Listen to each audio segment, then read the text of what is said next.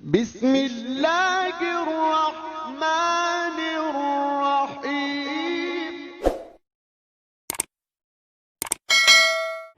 نحمده ونصلي على رسوله الكريم اما بعد اعوذ باللہ من الشیطان الرجیم بسم اللہ الرحمن الرحیم رب اشرح لی صدری ویسر لی امری فاحلل عقدۃ من لسانی یفقہوا قولی۔ سب دیکھنے اور سننے والوں کو السلام علیکم۔ آج میرا موضوع سخن حضرت یونس علیہ السلام، لیکن حضرت یونس علیہ السلام سے پہلے ایک اور پیغمبر کا مختصر سا ذکر کر دوں، حضرت ایوب علیہ السلام کا۔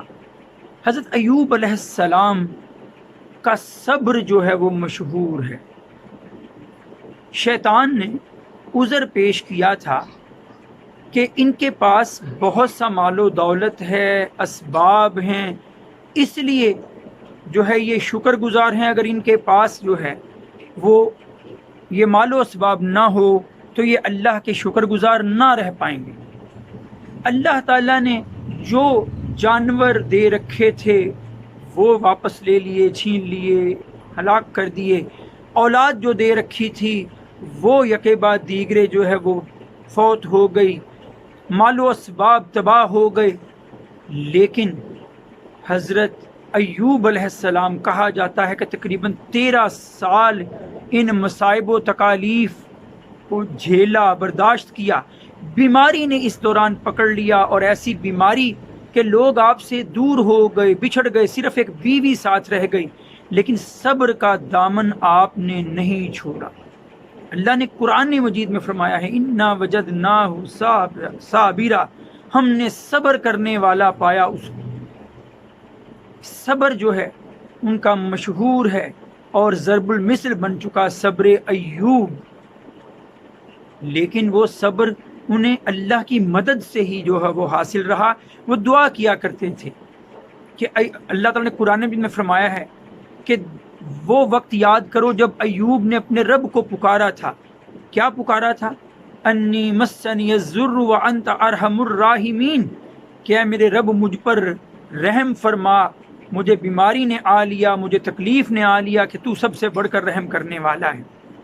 تو صبر ایوب جو ہے وہ مشہور، تو میں نے چاہا کہ پہلے میں ان کا ذکر کر لوں اور پھر آج کے اب موضوع کی طرف لوٹتا ہوں۔ حضرت یونس علیہ السلام، حضرت یونس علیہ السلام جو ہیں ان کا قرآن مجید میں اگر ذکر کہا جائے تو کل 6 مقامات پر ان کا ذکر ہے۔ سورہ نساء میں آپ کا نام آیا ہے، سورہ انعام میں آپ کا نام آیا ہے، سورہ انبیاء میں آپ کا نام ہے، سورہ صافات میں نام ہے، سورہ قلم میں آپ کا ذکر موجود ہے، اور ایک سورت تو آپ کے نام پر موجود قرآن مجید کی 10ویں سورہ مبارکہ سورہ یونس قرآن مجید میں موجود ہے، جو کہ آپ کے نام پر ہے۔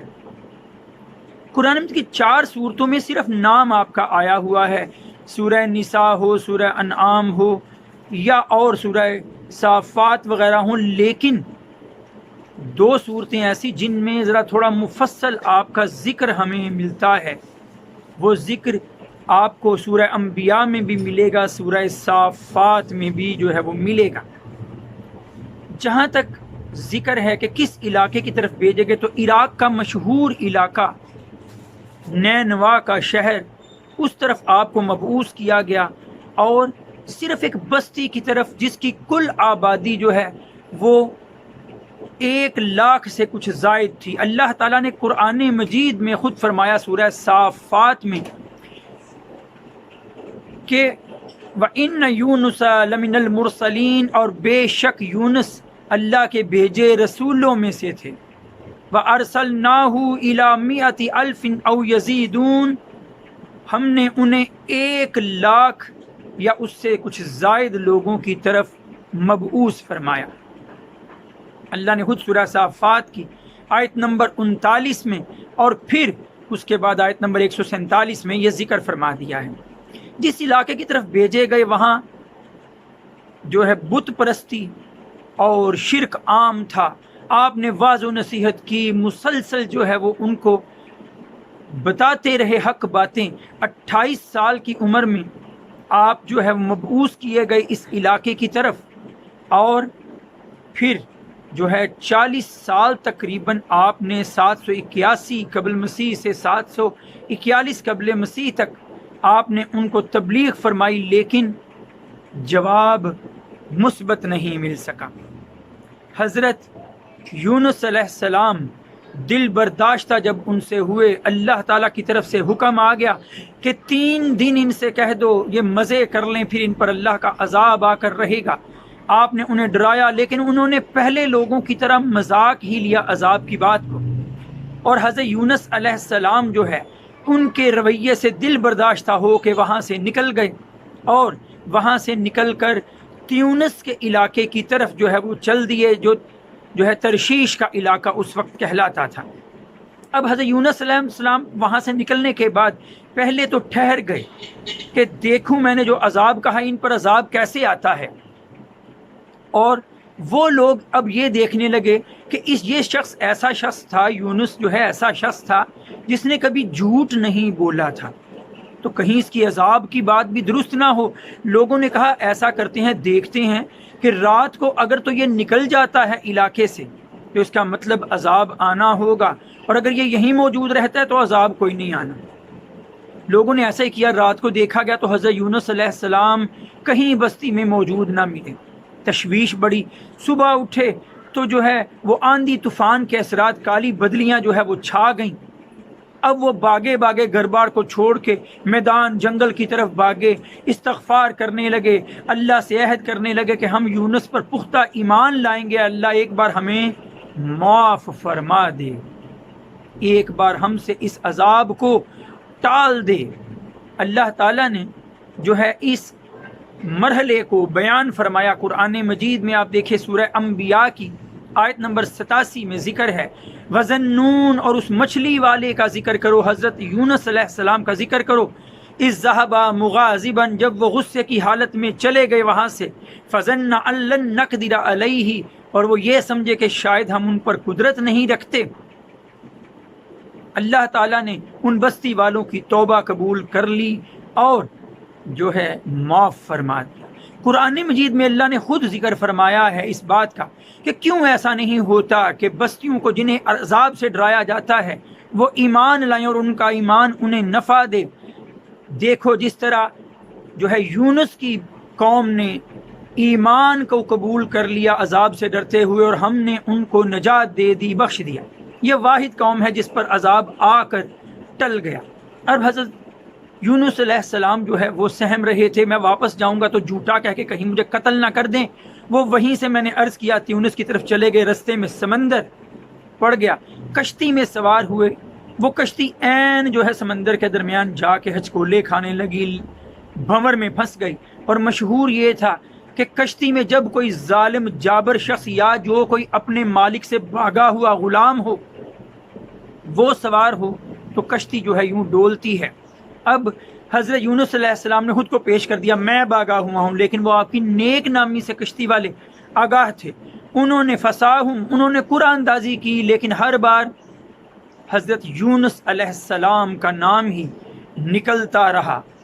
حضرت یونس علیہ السلام کا جب نام نکلتا رہا تو انہوں نے جو ہے وہ پیشکش کی، ہم نہیں آپ کو پھینکیں گے دریا میں۔ تو حضرت یونس علیہ السلام خود جو ہے وہ دریا میں سمندر میں کود گئے۔ اب اللہ کے حکم سے ایک بڑی مچھلی، ویل مچھلی جو ہے وہ کہیں منہ کھولے اللہ کے حکم سے موجود تھی، وہ حضرت یونس علیہ السلام کو پورے کا پورا نگل گئی۔ قرآن مجید سورہ صافات آیت نمبر 142 میں اس کا ذکر موجود، 142 میں اللہ تعالیٰ فرماتے ہیں فَلْتَقَمَهُ الْحُوتُ وَهُوَ مُلِيمٌ، جب وہ ملامت کر رہے تھے اپنے آپ کو اس وقت مچھلی نے انہیں نگل لیا۔ اور حضرت ابو ہریرہ رضی اللہ تعالیٰ عنہ سے ایک حدیث ہے کہ اللہ تعالیٰ نے وحی کر دی اس مچھلی کی طرف کہ وہ حضرت یونس علیہ السلام کے جسم کو کھائے گی نہیں، ان کا جسم اس مچھلی کے لیے حرام کر دیا گیا۔ حضرت عبداللہ بن مسعود رضی اللہ تعالی عنہ سے روایت ہے کہ مچھلی کے پیٹ میں حضرت یونس علیہ السلام 40 دن رہے، اگرچہ کہ اور مختلف روایات بھی موجود ہیں اس سے کم دنوں کی بھی۔ سورہ صافات میں ہی موجود ہے کہ اللہ کے حکم سے مچھلی نے کچھ دن بعد، 40 دن بعد یا چند دن کے بعد، آیت نمبر 145 میں ذکر فَنَبَذْنَاهُ بِالْعَرَاءِ وَهُوَ سَقِيمٌ کہ مچھلی نے ان کو آ کے اگل دیا، باہر پھینک دیا کنارے پر، اور ان کی حالت بیماروں کی سی تھی۔ حضرت عبداللہ بن عباس رضی اللہ تعالیٰ عنہ سے روایت ہے کہ ان کی حالت ایسی تھی جیسے ابھی بچہ ماں کے پیٹ سے پیدا ہوا ہو، جسم پہ بال نہیں رہے تھے، انتہائی کمزور، انتہائی لاغر۔ اللہ تعالیٰ نے کیا کیا؟ 146 نمبر آیت میں سورہ صافات کی ذکر وَأَنبَتْنَا عَلَيْهِ شَجَرَةً مِّن يَقْطِينٍ ہم نے ان پر بیلدار درخت، کدو کا ایک جو ہے وہ بیلدار جو ہے درخت ان کے لیے وہاں اگا دیا، اپنی بھوک بھی اس سے مٹائی اور سایہ بھی جو ہے وہ مل گیا۔ لیکن یہ نجات کیسے ملی؟ کیا اللہ تعالیٰ نے جو ہے بس انہیں مچھلی کے پیٹ میں رکھا اور نجات دے دی؟ نہیں۔ کیسے یہ ممکن ہوا؟ اللہ تعالیٰ قرآن مجید میں فرماتے ہیں اگر وہ تسبیح کرنے والا نہ ہوتا تو وہیں میدان میں پڑا رہتا، وہیں مچھلی کے پیٹ میں پڑا رہتا قیامت کے دن تک۔ سورہ قلم میں بھی دیکھیے جو 29ویں پارے میں آخری بار جو ذکر آیا، وہاں پہ اللہ تعالیٰ فرماتے ہیں کہ لولا ان تدارکہ نعمت من ربہ لنبذ بالعراء وہو مذموم اگر اللہ کی نعمت نہ انہیں چھوتی تو وہیں پڑے رہتے۔ کیسے یہ رحمت لوٹ آئی؟ یاد رکھیے گا، اللہ کو یاد کرنے سے ہی رحمتیں لوٹتی ہیں۔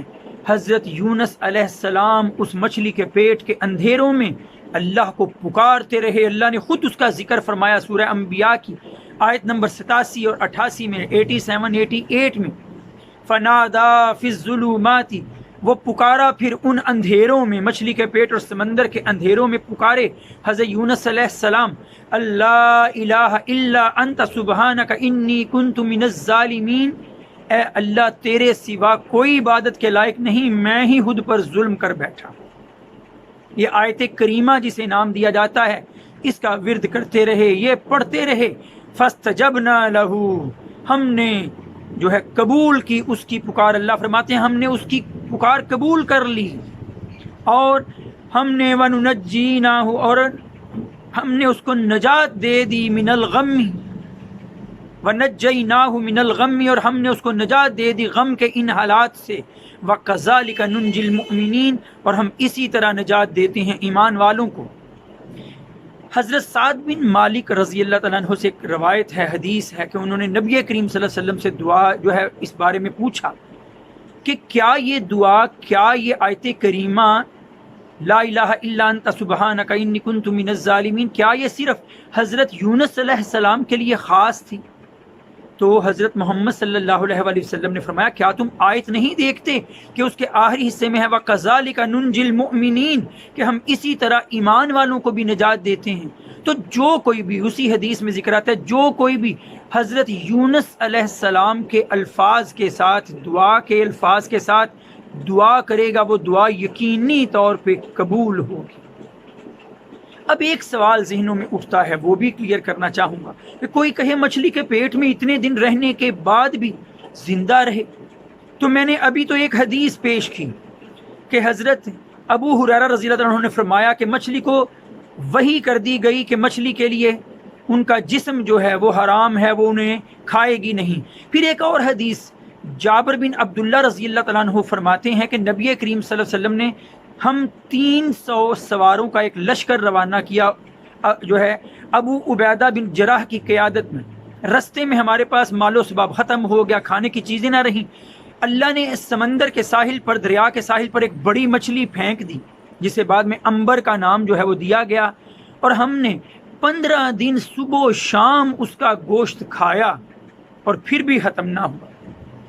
اتنی بڑی مچھلیاں ہوتی ہیں، اور ویل مچھلی کے بارے میں تو تحقیق ثابت ہو چکی کہ 120 سے 30 فٹ تک اس کی لمبائی ہو سکتی ہے، اس سے کم بھی۔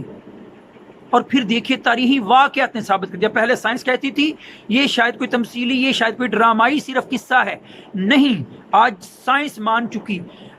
1890 میں فاکلینڈ جو ہے سمندر کے ساحل کے قریب ایک مچھلیاں پکڑتے ہوئے ایک مچھیرا جیمز نام کا گر گیا سمندر میں اور اسے مچھلی نگل گئی. 2 سے 3 دن بعد وہ ویل مچھلی پکڑی گئی، اسے چیرا گیا.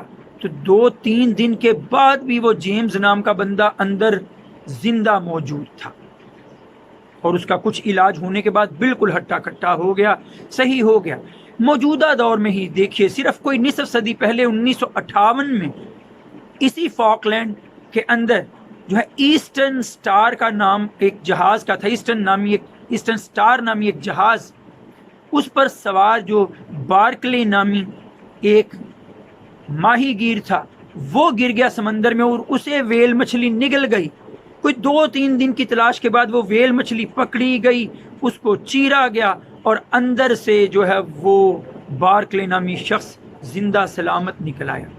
اور انہوں نے کہا کہ اندر سانس لینے میں کوئی دشواری نہیں تھی، صرف جو ہے اندر کی رطوبتوں سے جسم کے گلنے سڑنے کا ڈر تھا. آج سائنس بھی تسلیم کر گئی اللہ کی ہر بات سچی ہے. جو آزمائشیں ہیں وہ ہمارے سامنے اس لیے رکھی گئیں کہ ہم دیکھیں کہ آزمائشوں میں بھی اللہ کے نبی اللہ ہی کو پکارتے ہیں، ادھر ادھر ٹامک ٹوئیاں نہیں مارتے، اور جو اللہ کا در کھٹکھٹا لیتا ہے، اس کے دروازے پہ دستک دے لیتا ہے، یقیناً اس کی توبہ بھی قبول ہوتی ہے، یقیناً اس کی مشکلیں راحتوں میں بھی بدلتی ہیں. ہمیں بھی اللہ توفیق دے کہ ہم اس کے در پر ہی جو ہے وہ حاضر ہوتے رہیں اور اس کا در ہی کھٹکھٹاتے رہیں. وآخر دعوانا ان الحمد للہ رب العالمین. السلام علیکم.